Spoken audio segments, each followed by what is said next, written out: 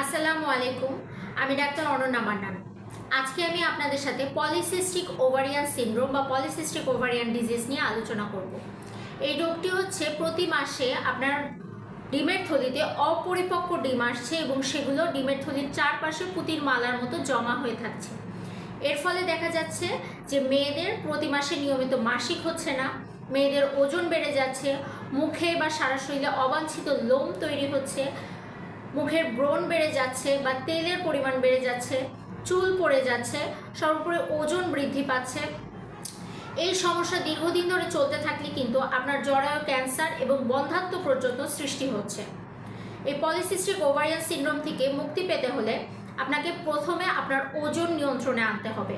প্রতিদিন আপনাকে বাধ্যতামূলকভাবে ব্যায়াম করেই যেতে হবে। 2 নম্বর, আপনাকে বাহিরের খাবার, ফাস্ট ফুড বা ভাজা পোড়া জাতীয় খাবার সম্পূর্ণরূপে বর্জন করতে হবে। এছাড়াও আপনার ডাক্তারের সাথে আলোচনা করে মাসিক নিয়মিত করার ব্যবস্থা করতে হবে আপনাকে। আরেকটি ঘরোয়া উপায় আমি আপনাদের বলে দিচ্ছি।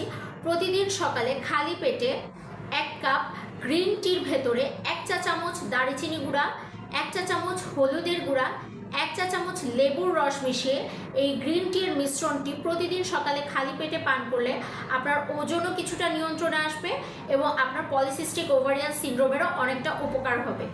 আশা করি ভিডিওটি আপনাদের কাজে আসবে। ধন্যবাদ।